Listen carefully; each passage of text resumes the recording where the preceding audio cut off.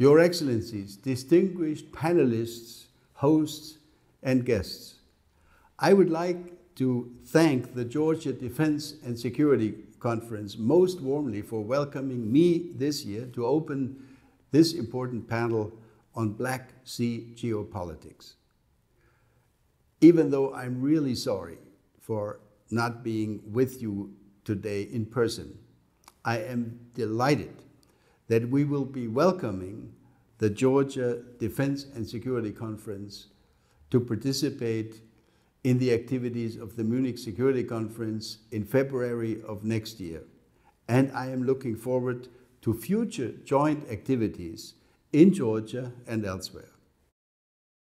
The Munich Security Conference, I'm happy to say, has just concluded its annual core group meeting, a very high-level conference, in Minsk, focusing on a number of classic East-West issues, including arms control issues, including the INF treaty question, but of course also including Black Sea security.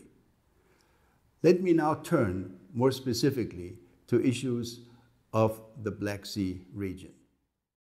Your Excellencies, the significance of the Black Sea region has become even greater in recent years. Russia's illegal annexation of Crimea 4.5 years ago has refocused attention on the strategic significance of your region. The Black Sea region is an important waterway connecting Europe, Russia, and the Middle East. It is a key theater for the relationship between Russia and NATO. And it is, of course, also an important transit corridor for energy deliveries between the Middle East, Eastern Europe, and Western Europe. Russia has tended to demonstrate an ever greater strategic interest in the region.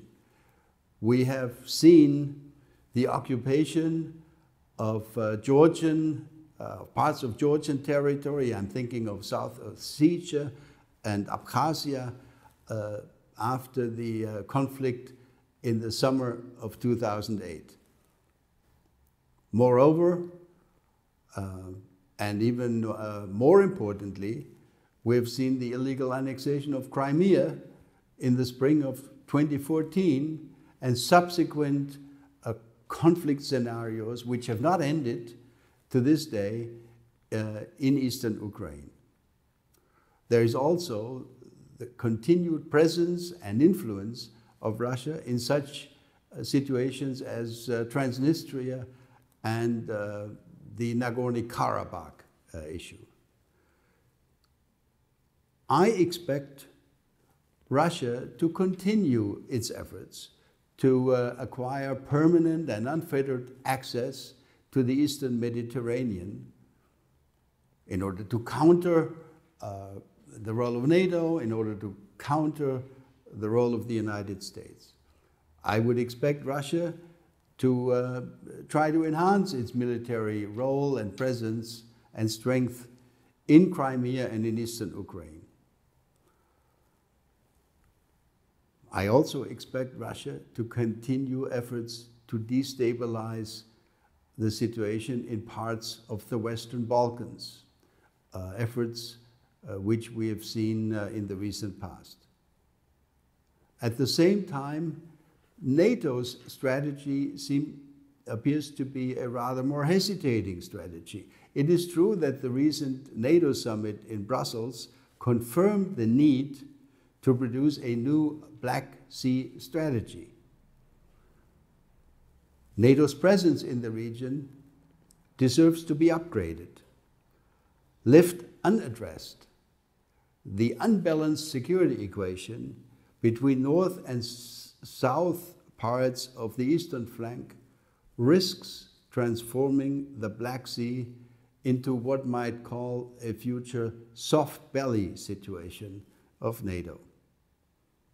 In the midst of all this sits the host country, Georgia.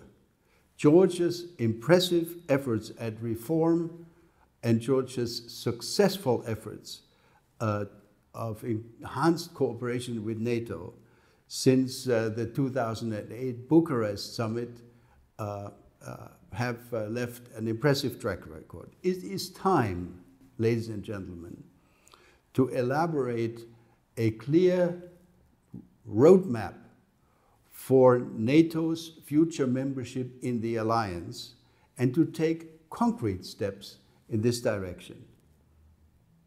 Continuing a policy of letting Georgia hang in there without a clear roadmap to go forward would not only endanger Georgia's situation, it would also tend to undermine the credibility of the entire North Atlantic Alliance.